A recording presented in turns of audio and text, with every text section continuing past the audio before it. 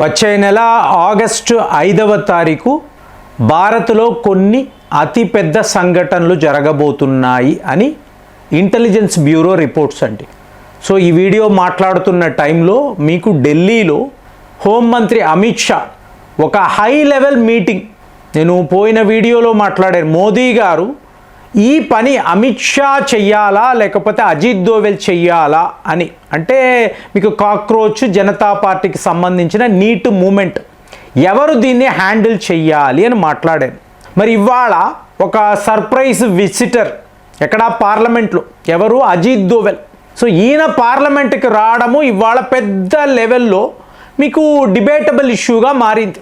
అసలు అజిత్ దోవెల్ పార్లమెంట్కి రావడము ఏమిటి, ఎందుకు అంటే అమిత్ షా అజిత్ దోవెల్ కలిసి ఈ ఆగస్టు 5వ తారీఖు జరగబోతున్న, అంటే దీన్ని డూమ్స్ డే అని కూడా మాట్లాడుతున్నారు.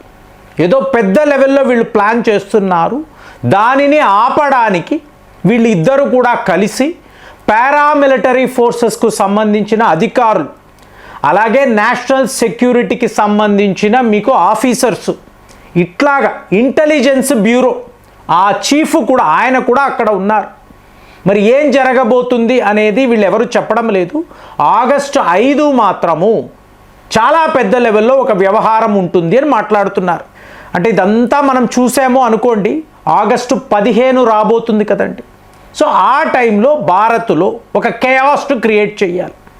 ఆల్రెడీ వందే మాతరం బిల్ చాలామంది మిత్రులు అడుగుతున్నారు, అసలు ఈ వందే మాతరం బిల్ ఏంటండి అంటే, ఆ రోజుల్లో ఇప్పుడు ఆనంద్ మట్ అంటారు కదండి, సో అక్కడ నుంచే మీకు ఈ వందే మాతరం అంటే మనది మదర్ల్యాండ్ కదండి, సో మాతృస్వామ్య వ్యవస్థ. అలాంటప్పుడు భరతమాత అంటాం, కానీ ఇస్లాం మతంలో క్రైస్తవంలో ఇది ఉండదు. కాబట్టి జిన్నా, మహమ్మద్ అలీ జిన్నా దీన్ని అబ్జెక్ట్ చేశారు. ఇది ఒక హిందువుల దేశం మాత్రమే కాదు, మేమందరము కూడా ఇక్కడ ఉంటున్నాం, కాబట్టి మీరు ఇవాళ భరతమాత, సో ఈవిడికి వందనాలు, ఈవిడ పాదాలను మొక్కాలి, ఇవన్నీ మాట్లాడితే మా వల్ల కుదరదు. మరి ఆ రోజుల్లోనే పాకిస్తాన్ అనబడే దేశము రాబోతుంది, కాబట్టి మాకు దీనికి సంబంధము లేదు అంటే బాగుండేది. కానీ జిన్నా గారు ఈ విషయాన్ని లేవనెత్తాడు. ఇమీడియట్గా నెహ్రూ గారు కూడా అవునవును కరెక్టే, ఇదేం పెద్ద రిథమిక్గా లేదు, మ్యూజికల్గా లేదు, ఇదంతా ఎందుకు ఇప్పుడు, మనకెందుకు ఇదంతా, వందే మాత్రం ఎందుకు అని ఆ రోజుల్లో నెహ్రూ కూడా వీళ్ళతో కలిసిపోయారు. కానీ ఇవాళ ఏమిటి, ఈ bill insults to national honour bill అంటారు. ఇప్పుడు మీరు జాతీయ జెండాను తొక్కారు, ఇది దేశాన్ని అవమానించడమే కదండి. అలాగే జాతీయ గీతం, సో దీన్ని కూడా వేరేలాగా పాడారు, వేరే ట్యూన్ వేశారు, ఇదంతా చేయకూడదు. కాబట్టి ఇది వందే మాత్రం అమెండ్మెంట్ బిల్ అంటారు. ఇక యాంటీ పేపర్ లీక్ బిల్ అన్నారు అనుకోండి, 10 ఏళ్ళు జైలు శిక్ష, 10 కోట్లు జరినామా. కాబట్టి ఆటోమేటిక్గా ఈ కోచింగ్ సెంటర్లు ఎవరైతే ఫ్రాడ్ చేస్తున్నారో అలర్ట్ అయిపోతారు. ఈ రెండిటిని విడిచిపెట్టారు అనుకోండి, మీకు ఈ పంజాబ్ వైపు నుంచి రైతులు, సో వీళ్ళు చాలా పెద్ద లెవెల్లో ఈ పోరాటాలు చెయ్యాలి. ఖాళీస్థాన్ మూమెంట్, కెనడా నుంచి ఫండింగ్, ఇప్పుడు ఇది కూడా ఆగస్టు 5 జరిగే అవకాశము ఉంది. సో మీరు ఇలాగ చూసుకున్నారనుకోండి, నాకు వచ్చిన రిపోర్ట్స్ ద ప్రోగ్రెసివ్ అలయన్స్ అని అంటారండి. చాలామంది విని ఉండరు. అంటే 9 దేశాలకు సంబంధించిన మీకు కొంతమంది, 9 దేశాలు అన్నప్పుడు ఆఫ్రికా నుంచి ఒక దేశం అంటే ఒక గ్రూప్ అనుకోండి, అలాగే మిడిల్ ఈస్ట్ నుంచి అమెరికాకు సంబంధించిన 2 దేశాలలో 4 అయిపోయారు, అలాగే ఆసియా ఖండం నుంచి 2, యూరోప్ నుంచి 2, అలాగే ఓషియానియా నుంచి 1. వీళ్ళందరినీ కలిపారు అనుకోండి, ద ప్రోగ్రెసివ్ అలయన్స్ అని అంటారు. సో వీళ్ళంతా ఎవరు, వీళ్ళు ఏం చేస్తూ ఉంటారు, వీళ్ళ ఎజెండా ఏమిటి, ఇదంతా మనం చూసామనుకోండి, చాలా చాలా ఇబ్బందికరమైన విషయాలు. కానీ వీళ్ళ టార్గెట్ ఇవాళ భారత్, ముఖ్యంగా మోదీని ఏదో ఒక రకంగా వీళ్ళు ఆ పవర్ నుంచి తీసేయాలి, రీజిమ్ చేంజ్ చెయ్యాలి. సో వీళ్ళ ఆలోచనలు ఎలా ఉన్నాయి, 2027లో ఉత్తరప్రదేశ్లో ఎన్నికలండి, టార్గెట్ అంతా ఇదే. చూడండి, లేయర్స్ లాగా లేయర్స్. సో ఒక్కొక్క మూమెంట్ను మనం అలా హ్యాండిల్ చేస్తూ వస్తున్నాము, ఇంకొక మూమెంట్, ఇంకొక నిరసన, ఇంకొక గొడవ, ఇలాగా ఏదో ఒక రకంగా హిందుస్థాన్ను హిందువులు పరిపాలించకూడదు, ఇదే వీళ్ళ అజెండా. ఇప్పుడు ఒకవేళ ఉత్తరప్రదేశ్లో 2027 కదండి, మార్చి నెల, యోగి ఆదిత్యనాథ్ ఇతను ఎట్టి పరిస్థితుల్లో చీఫ్ మినిస్టర్గా కొనసాగకూడదు. ఇప్పుడు యుద్ధం అంతా ఇదేనండి. ఎందుకు అంటే ఉత్తరప్రదేశ్లో ఎన్నికలు అన్నారు అనుకోండి, ఒక మినీ ఇండియా ఎలక్షన్స్. సో అక్కడ ఎవరు గెలుస్తారో దాన్ని బేస్ చేసుకొనే భారత్ యొక్క భవిష్యత్తు ఉంటుంది. మొత్తము జియో పాలిటిక్స్ మారిపోతుంది. మరి ఇప్పుడు యోగి ఆదిత్యనాథ్ ఇతనిని ఏమంటున్నారు, మోదీ తరువాత భారత్ యొక్క ప్రధానమంత్రి. అదేంటండి, గుండు కొట్టుకొని ఉంటాడు, ఈయన కాషాయం వేసుకొని ఉంటాడు, సూటు కాడు కదా. భారతదేశ ప్రధానమంత్రి అంటే మీకు అలాగా ఈ కాషాయం సూట్ కాదు కదా మాట్లాడతారు. కానీ వీళ్ళు ఏం ఆలోచిస్తున్నారు, హిందుస్థాన్ హిందువులదే, అంతే కదండి. అది జరగకూడదు. చూడండి యుద్ధము ఎలా ఉంది.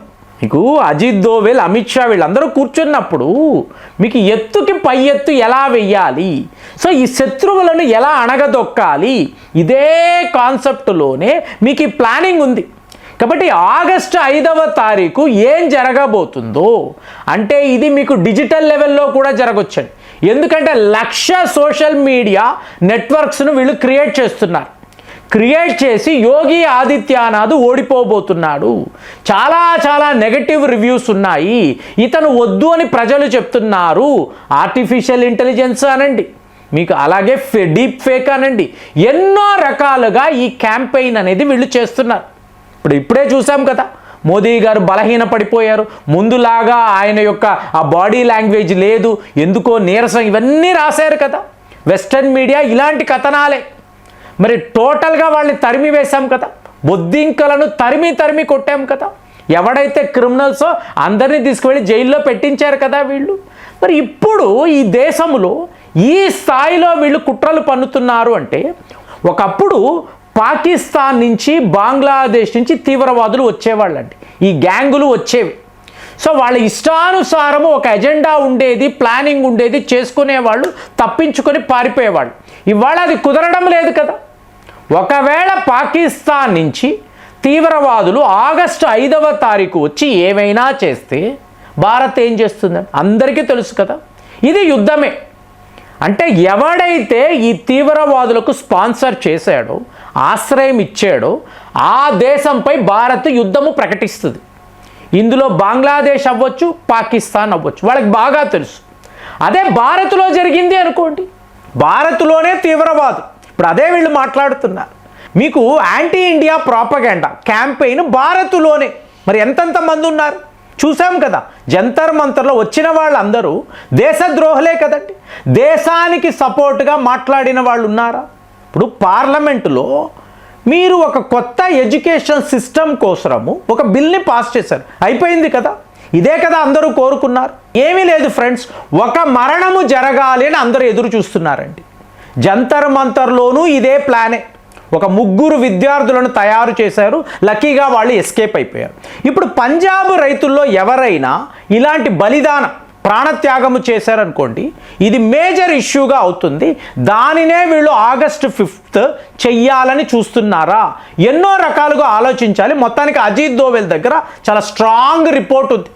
దాని ప్రకారం ఇవాళ భారత్ ఈ శత్రువులను ఎలా ఎదుర్కోబోతున్నారు అనేదే మీకు మెయిన్ ఇష్యూ. మరి ఏం జరగబోతుంది, ఆగస్టు 5th ఏం జరగబోతుంది, ఇదే అందరూ ఆలోచిస్తున్నారు. మరి మీకేమనిపిస్తుంది కామెంట్స్లో రాయండి. మళ్ళీ వచ్చే వీడియోలో కలుద్దాం. జై హింద్.